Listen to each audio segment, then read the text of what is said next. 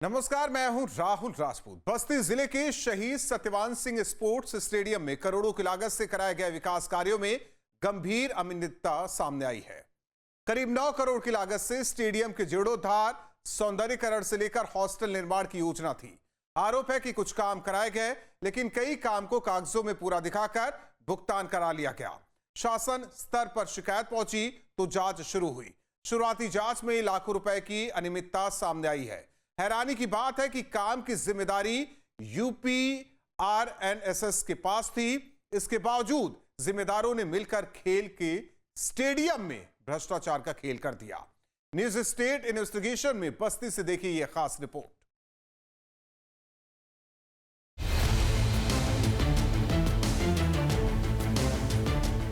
खेल और खिलाड़ियों को बढ़ावा देने के लिए सरकार बड़े पैमाने पर बजट खर्च कर रही है। ग्रामीण क्षेत्रों से छुपी हुई प्रतिभाओं को आगे लाने के लिए तमाम योजनाएं बनाई जा रही है। खेलों का आयोजन किया जा रहा है। छोटे और बड़े स्पोर्ट्स कॉम्प्लेक्स और स्टेडियम बनाए जा रहे हैं। वहां संसाधन और व्यवस्था पर भारी भरकम बजट खर्च किया जा रहा है, जिससे खेल और खिलाड़ियों का तेजी से विकास भी हो रहा है। लेकिन खेल और खिलाड़ियों के बीच कुछ जिम्मेदार अपने चिर परिचित भ्रष्टाचार के खेल से बाज नहीं आ रहे। बस्ती जिले के शहीद सत्यवान सिंह स्टेडियम में ऐसा ही मामला सामने आया है, जहां स्टेडियम के जीर्णोद्धार, मेंटेनेंस और नए हॉस्टल के निर्माण के लिए करीब 9 करोड़ रुपए का बजट भेजा गया। लेकिन आरोप है कि जिम्मेदारों ने कई आधे अधूरे काम को ही पूरा दिखाकर लाखों रुपए की बंदरबांट कर ली। न्यूज स्टेट इन्वेस्टिगेशन में बड़ा खुलासा। स्टेडियम के रेनोवेशन में भ्रष्टाचार के गंभीर आरोप। कागजों में काम पूरा, जांच में मिला आधा अधूरा। बिना काम पूरा भुगतान, सिस्टम बना रहा अनजान। खिलाड़ियों के हक पर वार, मिली भगत से भ्रष्टाचार। जांच से खुल रहे राज, बेनकाब होंगे घोटालेबाज। हमारी मौजूदगी बस्ती जिले के शहीद सत्यवान सिंह स्टेडियम पर है। हम आपको बता दें कि यहाँ जो भ्रष्टाचार का खेल कागजी कोरम पूरा करके खेला गया है, उसकी बारीकी से एक एक दास्तां आपको बताएंगे कि किस तरीके से सरकार के उन धन को जो बच्चों के लिए आया था, जो खिलाड़ी हैं उनको आगे बढ़ाने के लिए सरकार जो फंड भेजती है, उस तरीके में बस्ती जिले के जो संबंधित अधिकारी हैं वह किस तरीके से कागजी कोरम पूरा कर और भ्रष्टाचार को अंजाम दिए हैं, इसकी दास्तां आपको बारी बारी से बताएंगे। आप देखिए हमारा यह खास रिपोर्ट। ये है बस्ती जिले का अमर शहीद सत्यवान सिंह स्पोर्ट्स स्टेडियम। वो स्टेडियम जहां दूर दराज से खिलाड़ी अभ्यास के लिए पहुंचते हैं, ताकि उनकी खेल प्रतिभा में निखार आ सके। खिलाड़ियों के सपनों की उड़ान को पंख लगाने के लिए सरकार ने स्टेडियम के जीर्णोद्धार से लेकर खिलाड़ियों के लिए हॉस्टल, मल्टीपर्पज हॉल समेत मेंटेनेंस के लिए करीब 9 करोड़ की योजना बनाई। निर्माण में पारदर्शिता रहे और काम अच्छा हो, इसलिए यूपीआरएनएसएस को काम की जिम्मेदारी दी गई। लेकिन सरकारी एजेंसी के जिम्मेदारों ने भी मिली भगत से कई अधूरे काम को ही पूरा दिखाकर लाखों रुपए की बंदरबांट कर ली। पूरी खबर दिखाएंगे, पहले जान लेते हैं मामला क्या है। शहीद सत्यवान सिंह स्टेडियम के जीर्णोद्धार में भ्रष्टाचार। जीर्णोद्धार और हॉस्टल निर्माण के लिए करीब 9 करोड़ का बजट। 4 करोड़ 81 लाख रुपए की लागत से किया जाना था हॉस्टल निर्माण। जीर्णोद्धार के 19 कामों के लिए 4 करोड़ 7 लाख का था बजट। बस्ती स्टेडियम में पिछले 2 साल से चल रहा था निर्माण कार्य। निर्माण की खराब गुणवत्ता पर खिलाड़ियों ने दर्ज कराई शिकायत। शासन स्तर पर पहुंचा मामला। उप निदेशक खेल ने शुरू की जांच। शुरुआती जांच में ही बड़े पैमाने पर मिली अनियमितता। स्टेडियम में अभ्यास के लिए आने वाले खिलाड़ियों ने निर्माण की गुणवत्ता और कुछ आधे अधूरे काम को लेकर शिकायत की। मामला शासन तक पहुंचा, जिसके बाद खेल विभाग की उप निदेशक मुद्रिका पाठक निर्माण कार्यों की जांच के लिए स्टेडियम पहुंची। यह स्टेडियम शहर के बीचों बीच बना हुआ है। जिस स्टेडियम में बच्चे खेलते हैं, आपको दिखाना चाहेंगे कि आप देख सकते हैं किस तरीके से ये जो बच्चे हैं यहाँ आते हैं और अपने प्रतिभाओं को दिखाते हैं और उसको आगे बढ़ाते हैं। इसी क्रम में जो बस्ती जिले का यह स्टेडियम है, इसको और अच्छा और सुदृढ़ बनाने के लिए सरकार द्वारा पैसे भेजे गए थे। जो पैसा भेजने की बात है वो आपको बताया गया अधिकारियों द्वारा कि ये पैसा लगभग 10 करोड़ के आसपास भेजा गया था, जिसमें लगभग 5 करोड़ के आसपास खर्च करके उसमें हॉस्टल बनाना था और बाकी से जो टूटे फूटे हैं या उसका जो निर्माण जो नए सिरे पे जो बना हुआ था उसको जो टूटे हुए थे उसको पुनः निर्माण करवाना था। आपको बता दें उसी सिलसिले में यहाँ पर जो भी पैसे खर्च करने की बात बताई गई वह कहीं ना कहीं पैसे खर्च नहीं किए गए और सारे पैसे वह कागजी कोरम पूरा करके निकाल लिया गया। तस्वीरें स्टेडियम में निरीक्षण की है, जहां एक एक काम की जांच की गई। अब एक नजर उन कामों पर भी डाल लेते हैं जो 19 कामों की सूची में डाले गए थे। रिपोर्ट के मुताबिक जो काम किए जाने थे उनमें मल्टीपर्पज हॉल का रेनोवेशन, पवेलियन का रेनोवेशन, डोरमेट्री का रेनोवेशन, स्टोर रूम का रेनोवेशन, बास्केटबॉल कोर्ट का renovation, toilet renovation, guest room renovation, store room renovation, office renovation, cricket net practice pitch निर्माण समेत drainage, high mast light maintenance जैसे काम भी शामिल थे, जिसके लिए अलग अलग मदों में लाखों रुपए का बजट रखा गया था। इनमें जो काम कराए गए उनकी गुणवत्ता पर सवाल उठ रहे हैं, तो वहीं कई ऐसे काम भी हैं जिन्हें कराए बिना ही उसे हैंडओवर कर दिया गया। ग्राउंड अच्छा है, हमारा कोचिंग चल रही है, एडमिनिस्ट्रेशन ठीक है, साफ सफाई ठीक है, हॉस्टल ठीक है। पिछले साल कुछ जीर्णोद्धार हुआ था पूर्व अधिकारियों के समय के कार्यकाल में, तो वो जीर्णोद्धार पूर्णतः हुआ नहीं जो एस्टिमेट के हिसाब से है। तो यहाँ पे आज शिकायत की लोगों ने कि मैडम ये सब इसमें हुआ है, कमी रह गई। तो फिर उसको मैंने दिखवाया तो पवेलियन बिल्डिंग के नीचे जो कमरों का रिनोवेशन का कार्य था वो नहीं हुआ है और एक दो काम और छोटे हैं वो नहीं किए गए ठेकेदार के द्वारा या संबंधित संस्था के द्वारा। तो हमने अपने क्रीड़ा अधिकारी को आदेशित किया है कि उनको पत्र भेज के कि ये काम अवशेष रह गया है उसको पूर्ण कराएं। निरीक्षण के दौरान उप निदेशक ने एक ऐसे कमरे का ताला तोड़वाकर जांच कराई जो कभी खोला ही नहीं गया था, जबकि इसके रेनोवेशन के नाम पर पैसे जारी करा लिए गए।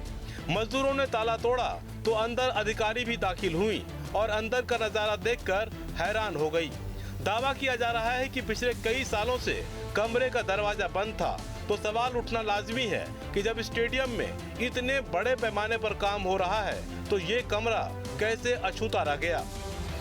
जब अधिकारी मौके पर आए और जांच करना उन्होंने बारी बारी से शुरू किया, कड़कती धूप में अधिकारी हर कमरे तक, हर उस स्थान तक गए जहां पर पैसे लगाने की बात की गई थी। आपको बता दें कि कमरों का ताला कई वर्षों से नहीं खुला हुआ था और अधिकारी के सामने ही ताला तोड़कर जब उसका जायजा लिया गया तो पता चला कि इन कमरों के ताले कई वर्षों से नहीं खुले हुए थे और न ही उसके अंदर कोई कार्य कराया गया था। उप निदेशक ने बच्चों के लिए बन रही भोजन व्यवस्था वाली जगह का भी जायजा लिया। जांच में सामने आया कि पिछले साल जीर्णोद्धार के नाम पर जो काम किए जाने थे वे एस्टीमेट के मुताबिक पूरे नहीं हुए। पवेलियन बिल्डिंग के नीचे प्रस्तावित रेनोवेशन का काम भी अधूरा पाया गया।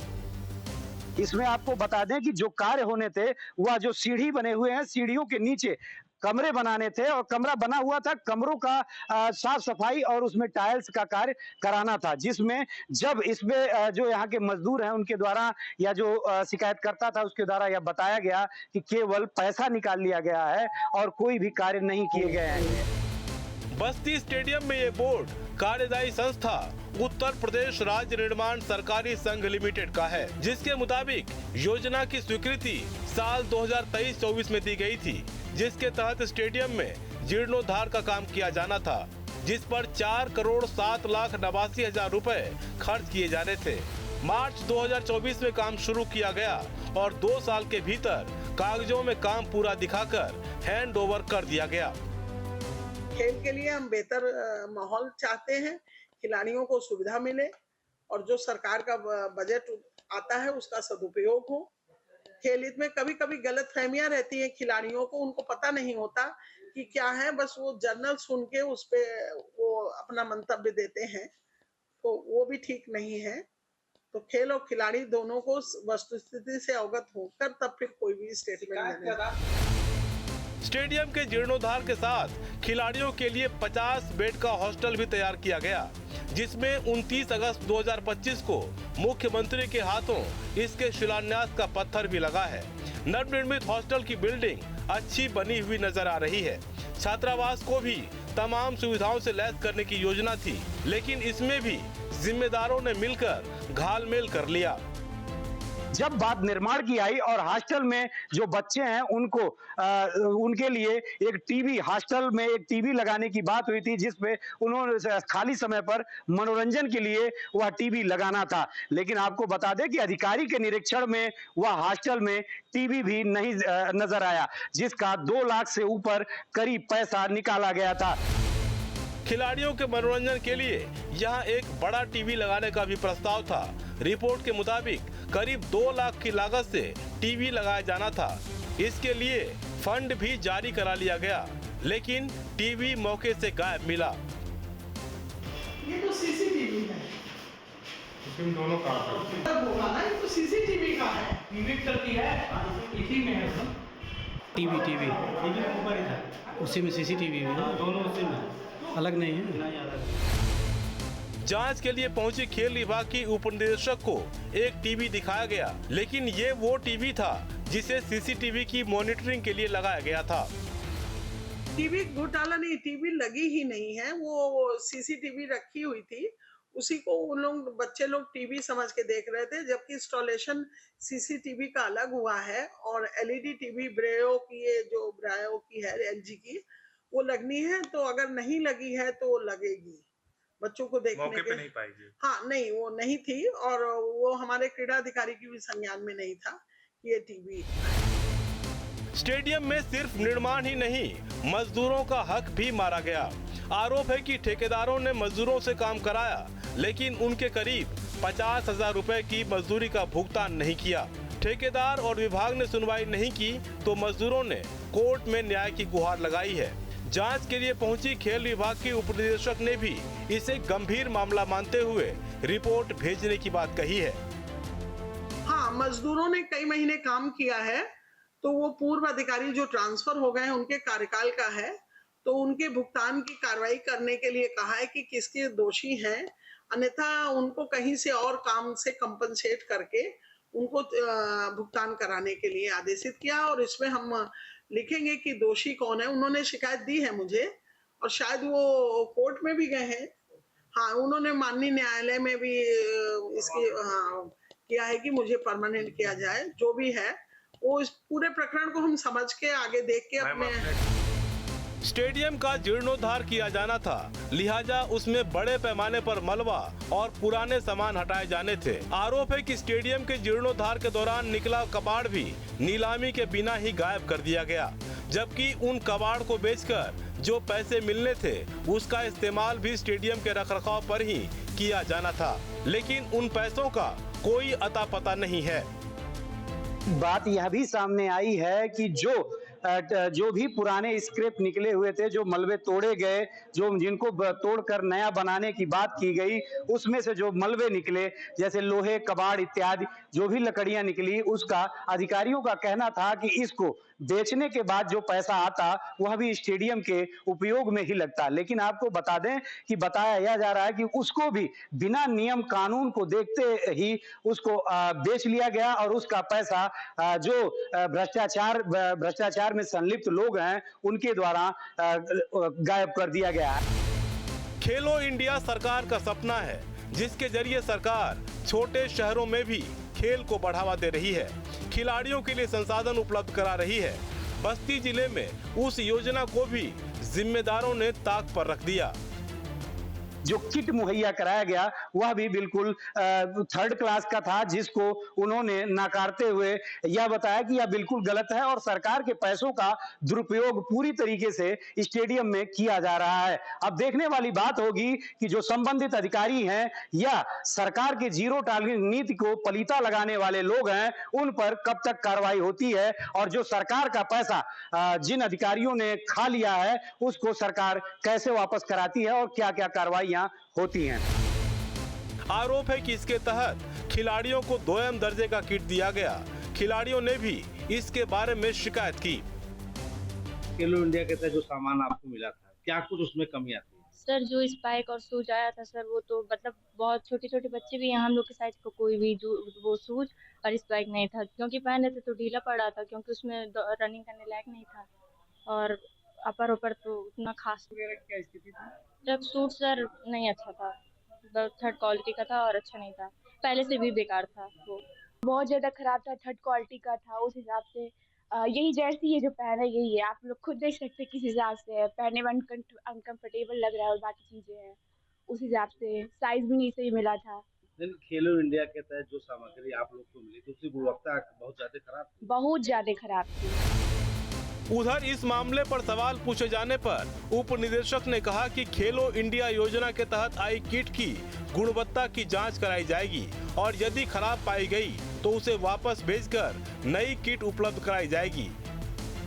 किट में घटिया दिया गया है, आपने खुद चेक किया और ये पाया, तो क्या कुछ नहीं, उसमें ये मैंने कह दिया है बच्चों से कि जो खेलो इंडिया के तहत बजट आता है भारत सरकार का, उसके तहत ये किट दी गई है। तो किट अगर खराब है तो मैंने कहा है मार्च में आई होगी लास्ट में, तो कभी कभी डीलर इसको क्या करते हैं जल्दबाजी में भेज देते हैं, तो उसको बोला है रिप्लेस करके बच्चों को पुनः अच्छी किट दे दें एथलेटिक के बच्चों को। मुद्रिका पाठक ने बताया कि ये मामला पिछले अधिकारियों के कार्यकाल से जुड़ा है और ठेकेदार संस्था द्वारा कई काम अधूरे छोड़े गए हैं। इस संबंध में विभाग को पत्र भेजकर शेष कार्यों की जानकारी दी गई है। उन्होंने कहा कि वो रूटीन निरीक्षण पर आई थी, लेकिन जो भी अनियमितताएं सामने आई हैं, उसकी रिपोर्ट उच्च अधिकारियों को सौंपी जाएगी। उसी के आधार पर तय होगा कि कौन दोषी है और किस पर कार्रवाई होगी। मैम कितना आपने पकड़ा, कितने लाख का यहाँ पे अनियमितता नहीं, ये तो हम नहीं बता सकते, इसको जोड़ के इसको ये सारा कैलकुलेशन लाखों में है। अब ये जांच होगी तब पता चलेगा। हाँ, कई लाख तो वो निर्माण में ही दिख रहा है, निर्माण में पूर्ण से निर्माण में अनियमितता पाई गई है। हाँ 7 लाख समथिंग का रिनोवेशन है, जो सीढ़ियों के नीचे कमरे हैं जिसके ताले आज ही पहली बार तोड़े गए हैं, खुल नहीं रहे थे, चाबी नहीं रही थी, उसका है। और निष्प्रयोग सामग्री जो पुरानी निकली थी उसका है। तो हम लिखा पढ़ी करेंगे, पूछेंगे और अपने नहीं शासन नहीं, अपने निदेशक महोदय को देंगे, फिर उनको जो निर्णय करना है वो करेंगे। हम तो जस्ट निरीक्षण करके जो वस्तु स्थिति है इससे अवगत कराएंगे। मामला खुलने के बाद खेल निदेशालय हरकत में आया। उप निदेशक मुद्रिका पाठक को जांच सौंपी गई। शुरुआती जांच में ही लाखों की गड़बड़ी सामने आई है। उम्मीद जताई जा रही है कि अगर ठीक से जांच हुई तो घोटाले की रकम करोड़ों में पहुंच सकती है। इस बीच न्यूज स्टेट इन्वेस्टिगेशन से भी कई गंभीर सवाल उठ रहे हैं। सवाल है कि स्टेडियम में काम पूरा हुए बिना भुगतान कैसे हो गया? जिम्मेदार अधिकारियों ने काम की निगरानी क्यों नहीं की? क्या मिली भगत से भ्रष्टाचार का पूरा खेल खेला गया? भ्रष्टाचार और लापरवाही की जिम्मेदारी कौन तय करेगा? सवाल गंभीर है। उम्मीद है जांच के बाद मामले में सख्त एक्शन भी होगा, क्योंकि स्टेडियम वो जगह है जहां खिलाड़ी पसीना बहाते हैं। खेल की निष्ठा में अगर भ्रष्टाचार पनपे तो सवाल सिर्फ पैसे का नहीं, खिलाड़ियों और खेल के भविष्य का भी है। लिहाजा अब ये देखना जरूरी होगा कि भ्रष्टाचार के इस खेल में किन किन अधिकारियों की भूमिका तय की जाती है और उनसे पैसों की रिकवरी होगी या फिर अधूरे काम को उन्हीं पैसों से पूरा कराया जाएगा। सवाल ये भी है कि क्या मामले में वाकई एक्शन होगा या फिर भ्रष्टाचार का ये खेल फाइलों में ही दब जाएगा। जो कागजात थे वो अपने साथ ले गई और उनका एक और साफ तौर पे कहना था कि निर्माण के बारे में मुझे ज्यादा जानकारी नहीं है, लेकिन हम जो भी साक्ष्य और जो भी कागजात हैं यहाँ से हम उच्च अधिकारियों को भेजेंगे और जो भी इसमें संलिप्त पाया जाएगा उस पर ठोस कार्रवाई की जाएगी। अब देखने वाली बात होगी कि भ्रष्टाचार करने वाले जो अधिकारी हैं उन पर क्या कुछ एक्शन होता है, क्या जो बच्चों के हक पर डाका डालने वाले हैं उन पर कब तक कार्रवाई की जाएगी। न्यूज स्टेट के लिए शैलेंद्र कुमार, बस्ती।